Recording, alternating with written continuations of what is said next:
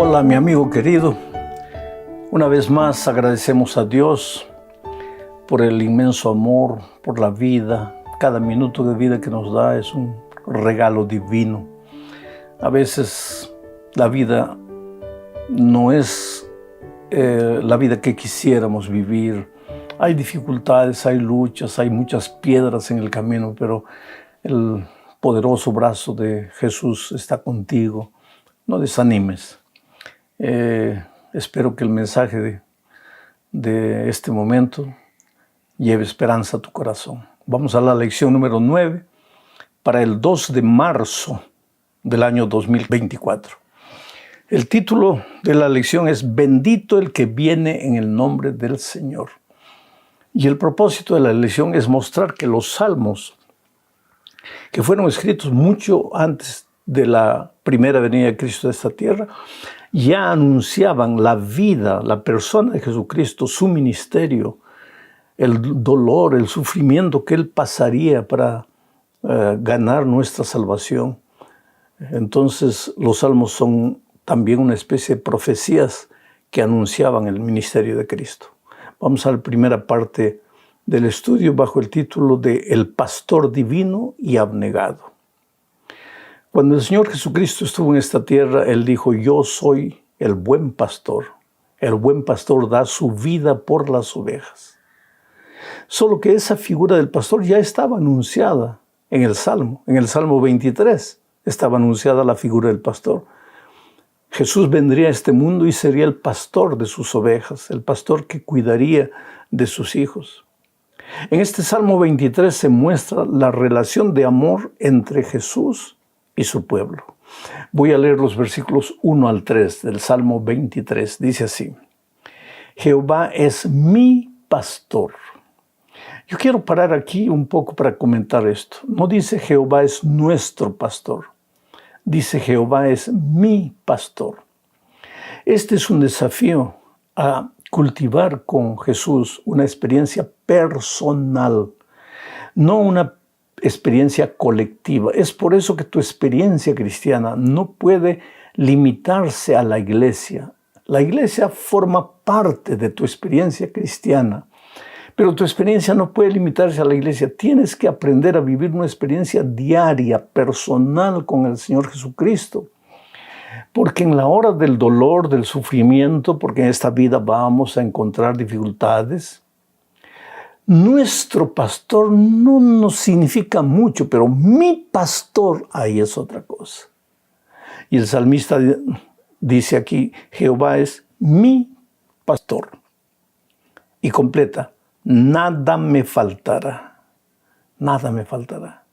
Mucha gente se pregunta, pero si aquí dice que Jehová es mi pastor y nada me faltará, ¿cómo es que muchas veces me falta empleo, me falta dinero, me falta ropa, me falta comida? Oh, querido, yo no quiero hacer una interpretación muy superficial de este salmo, pero cuando dice aquí el salmista, nada me faltará, supongo que también está incluyendo la necesidad. Jehová es mi pastor y ni siquiera la necesidad me faltará. ¿Por qué? Porque a veces es la necesidad del instrumento que Dios usa para llevarnos a Él. Porque yo conozco tanta gente que en tiempos de paz, cuando todo le iba bien, nunca se acordó de Dios.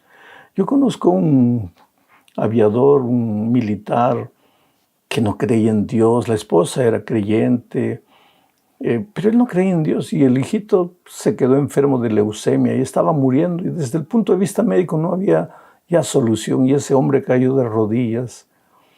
Y él dijo, Señor, por favor, yo no creo en ti, pero yo te pido perdón. Yo en este momento yo te necesito. ¿Yo dónde voy? Ya la ciencia médica dice que no hay remedio para mi hijo. Oh Señor, por favor, ayúdame. Y ahí apareció el Señor Jesucristo. Levantó a su hijito de la cama. Y ese hombre se entregó al Señor Jesús con todo su corazón. O sea, él necesitaba un momento de necesidad para sentir la falta de Dios en su vida. Por eso el salmista dice, Jehová es mi pastor, nada me faltará. En lugares de delicados pastos me hará descansar.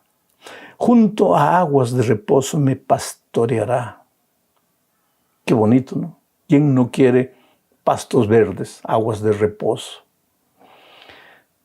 Y David sigue diciendo, confortará mi alma, me consolará, colocará paz en mi corazón. Me guiará por sendas de justicia. Aquí es donde ya muchos no quieren. Porque que me lleve a pastos verdes, eso es bonito. Que me lleve a aguas tranquilas, eso es maravilloso. Que conforte mi alma, qué lindo. Pero que me lleve por las veredas de justicia. Porque la justicia es su palabra. Son sus instrucciones, sus consejos, sus enseñanzas, su ley, sus mandamientos. Pero ahí ya queremos las aguas tranquilas, los pastos verdes, pero las veredas de justicia a veces no queremos. Pero Él quiere llevarnos para allá. ¿Por qué? Por amor de su nombre. Oh querido, porque cuando en tu vida se manifiestan los frutos del Espíritu, cuando tú eres un hombre feliz, una mujer victoriosa, cuando eres feliz en tu matrimonio, las personas te ven y el nombre de Jesucristo es exaltado. Entonces Jehová quiere ser tu pastor, quiere caminar contigo, quiere pastorearte en la vida, quiere guardarte del mal. Puedes pasar inclusive por el valle de sombra y de muerte, pero el Señor nunca te abandonará, está contigo en todo momento. ¿Y por qué? Para que el mundo sepa que tú tienes un Dios poderoso y que tu Dios no falla. Pero ¿por qué en este momento no está presente? Está presente, pero querido, calma, ten paciencia. Del otro lado del valle oscuro está el pasto verde y las aguas tranquilas. Ten paciencia. Vamos a la segunda parte de este estudio. En los Salmos también se anuncia la llegada del Mesías sufriente, el sufridor, aquel que murió en la cruz del Calvario. Si tú ves, hay muchos salmos que anuncian al Cristo sufridor. Y en el salmo que vamos a ver ahora, se anuncia que los hombres rechazarían a Jesucristo, pero que Jesucristo llegaría a ser la piedra angular de la fe de esos mismos seres humanos que los rechazaron. Leo el Salmo 118, versículo 22. Dice, la piedra que desecharon los edificadores ha venido a ser cabeza del ángulo. Y después, más adelante, más siglos después, Pablo dice que Jesucristo es la cabeza de la iglesia, la cabeza del ángulo, la piedra angular. Pero todo eso, querido, no fue fácil, tuvo un precio. ¿Y cuál fue el precio? El Salmo 22, 1 y 2 responde. Es el clamor más desesperado del ser humano. En la palabra de Jesucristo, Él dice, Dios mío, ¿por qué me has desamparado? ¿Por qué está tan lejos de mi salvación y de las palabras de mi clamor? Dios mío, clamo de día y no me respondes, y de noche y no hay para mí reposo. Es interesante cómo el Salmo está presentando el dolor del salmista, pero proféticamente están anunciando el dolor del Señor Jesucristo en la cruz del Calvario. Y aplicativamente está anunciando el clamor de ti, de mí, que cuando viene la tormenta, cuando viene el dolor, cuando viene el sufrimiento, pues clamamos a Dios buscando auxilio y fortaleza. Oh, querido, es que el sufrimiento no es parte de nuestra naturaleza. Nosotros no fuimos creados para sufrir. El sufrimiento es un intruso que entró en la experiencia humana por causa de la locura de Adán y Eva de apartarse de Dios. Si nuestros primeros padres no hubieran caído en el pecado, el sufrimiento no existiría. Pero ahora el sufrimiento es una realidad ajena. Caminamos, vivimos con el sufrimiento clavado en nuestras carnes, pero es como si estuviese una aguja incomodándonos constantemente. Solo cuando Cristo vuelva, Él arrancará esa aguja, esa espina del sufrimiento, y entonces ya no sufriremos más. Pero a mí me llena de gratitud el saber que el Señor Jesucristo, encarnado, murió clavado en la cruz del Calvario sin haber cometido un pecado para salvarme. Porque dijo, Dios mío, ¿por qué me has desamparado? Dios no lo había desamparado, pero en la cruz del Calvario Jesús cargaba el pecado de toda la humanidad, de todos los tiempos, tus pecados, mis pecados. Eran tantos pecados en Cristo que el pecado hace separación entre Dios y el hombre, y el Señor Jesucristo no podía ver a su Padre, aunque su Padre estuviese cerca. Por eso dijo, Dios mío, ¿por qué me has desamparado? ¿Qué amor es ese? Ese amor te alcanza.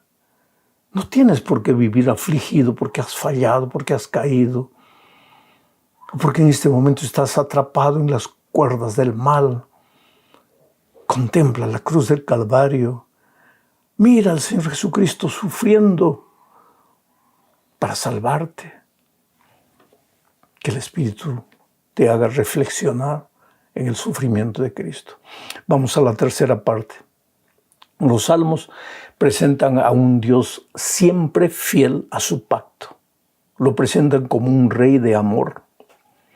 Aquí en esta parte se habla del pacto davídico. ¿Qué es el pacto davídico? Es el pacto que Dios hizo con David. Dios le prometió a David, a través del profeta Natán, que de David vendría el Mesías y que él establecería un reino para siempre. David falló, pero el plan de Dios no falló. David falló, pero las promesas de Dios no fallaron, porque esta no era una promesa condicional. El hombre no tenía que cumplir la condición para que la promesa de Dios se cumpliese. Era una promesa incondicional. La promesa se cumpliría porque Dios lo había prometido, sin condiciones. De David vendría el Mesías, y ese Mesías establecería un reino eternamente, aunque los hombres, David y sus descendientes, muchos de ellos fallasen, fracasasen. Dios no fracasaría, sus planes no fracasarían. Mira lo que dice el Salmo 132, versículos 10 al 12. Por amor de David tu siervo, no vuelvas de tu ungido el rostro. Por amor de David tu siervo. No por la justicia de David, no por la conducta maravillosa de David, no porque David se portó bien, porque tú sabes que David cayó a las profundidades más horribles del pecado: adulterio, asesinato, intriga política, abuso de poder. Entonces, si era por el merecimiento de David, no habría nada. Pero el texto dice, por amor de David tu siervo, por amor. Querido, ni tú ni yo merecemos nada. La salvación no es por merecimiento. Si por merecimiento fuera, tú y yo estábamos perdidos. La salvación es por amor. El amor que nos redime, el amor que nos rescata, el amor que nos levanta, el amor que nos lava. Por amor de David tu siervo, no vuelvas de tu ungido el rostro. En verdad juró Jehová a David, y no se retractará de ello. De tu descendencia pondré sobre tu trono. Si tus hijos guardaren mi pacto y mi testimonio que yo les enseñaré, sus hijos también se sentarán sobre tu trono para siempre. Es interesante. El versículo 10 dice que Dios prometió y va a cumplir. No depende de los hombres. Pero el versículo 12 dice, si tus hijos guardaren el pacto y mi testimonio que yo les enseñaré, sus hijos también se sentarán sobre tu trono para siempre. Pero son dos cosas diferentes. La primera es la promesa de la venida del Mesías. Eso independía de los hombres. La segunda es la promesa de que tú y yo nos sentaremos un día en el trono de Dios. Y eso va a depender de que nosotros guardemos el pacto. ¿Qué pacto? Que andemos en los caminos del Señor. Que atesoremos la palabra de Dios en nuestro corazón. Que dejemos que el Espíritu de Dios nos guíe cada día. oriente nuestro caminar en esta tierra. Vamos a la cuarta parte. Rey eterno de poder incomparable. ¿Sabes? Los salmos no solo presentan a Cristo como un Cristo sufridor, también lo presentan como un Rey eterno de poder incomparable, como un Rey que somete a sus enemigos bajo sus pies. Leo el Salmo 2, 7 al 9. Yo publicaré el decreto. Jehová me ha dicho, mi hijo eres tú, yo te engendré hoy. Pídeme y te daré por herencia las naciones, y como posesión tuya los confines de la tierra. Los quebrantarás con vara de hierro, con vasija de alfarero los desmenuzarás. Esta es una promesa de Dios a su Hijo, al Señor Jesucristo. Aplicando puede ser para nosotros, pero fue hecha en primer lugar para el Señor Jesucristo. Y la promesa fue, tú eres mi hijo y yo te engendré, en el sentido de que yo permití que tú fueras a la tierra y te hicieras un ser humano. Pídeme y te daré como herencia las naciones, como posesión tuya los confines de la tierra. Los quebrantarás con vara de hierro, con vasija de alfarero, los desmenuzarás. ¿A quién? A sus enemigos. Y Jesucristo vino aquí a la tierra con amor, con misericordia, manso. Como un cordero fue llevado al matadero, enmudeció, no abrió su boca. En el momento del dolor exclamó, Dios mío, ¿por qué me has abandonado? Pero al tercer día el Señor Jesucristo resucitó de entre los muertos. Su victoria estaba decretada. El diablo pensó que al morir Jesús, él había vencido. Pero al resucitar Jesús, el diablo entendió que estaba perdido para siempre. Oh querido, tu Dios no es cualquier Dios. Tu Dios es un Dios todopoderoso. Tu Salvador, el Señor Jesucristo, tiene a sus enemigos bajo sus pies. ¿Por qué entonces el enemigo te tendría a ti bajo sus pies? Tú tienes que tener al enemigo bajo tus pies por el poder que el Señor Jesucristo te da.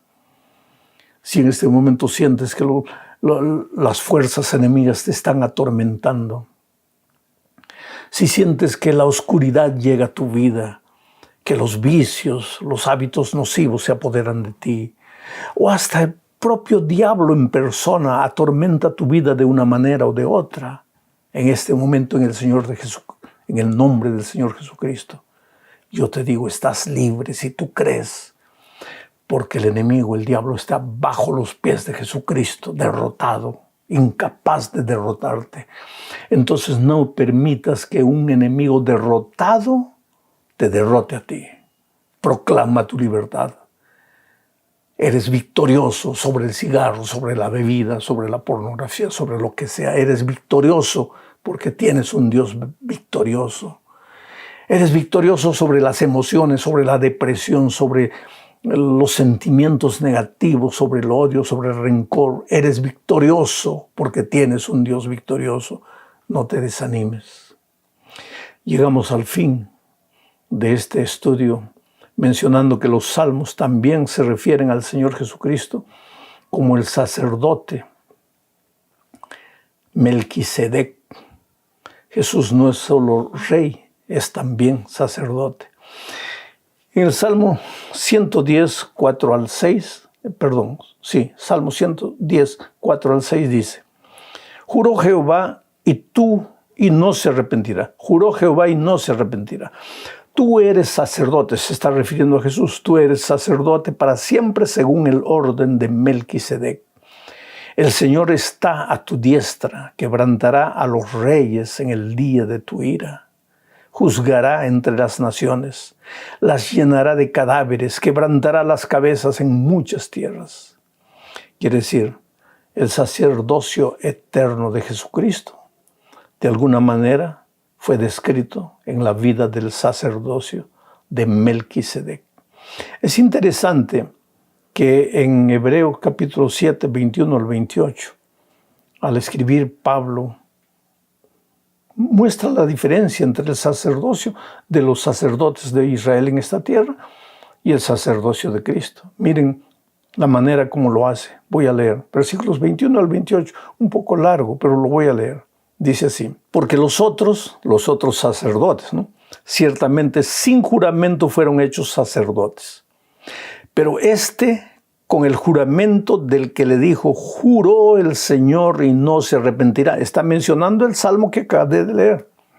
Tú eres sacerdote para siempre según el orden de Melquisedec. Por tanto, Jesús es hecho fiador de un mejor pacto. Y los otros sacerdotes, se refiere a los de Israel, llegaron a ser muchos debido a que por la muerte no podían continuar. Mas Jesucristo, por cuanto permanece para siempre, tiene un sacerdocio inmutable, por lo cual puede también salvar perpetuamente a los que por él se acercan a Dios, viviendo siempre para interceder por ellos. Porque tal sumo sacerdote nos convenía, santo, inocente, sin mancha, apartado de los pecadores y hecho más sublime que los cielos, que no tiene necesidad cada día, como aquellos sumos sacerdotes, de ofrecer primero sacrificio por sus propios pecados y luego por los del pueblo. Porque esto lo hizo Jesús una vez para siempre, ofreciéndose a sí mismo. Porque la ley constituye sumos sacerdotes a débiles hombres, pero la palabra del juramento posterior a la ley, al Hijo hecho perfecto para siempre. Qué cosa maravillosa, querido. Tu sacerdote, tu intercesor, no es un ser humano de carne y hueso, pecador como tú y como yo. Tu sacerdote, tu intercesor en el cielo es el propio Señor Jesucristo, sin mancha, sin pecado, sin cosa parecida, sin mácula. Pero cuando tú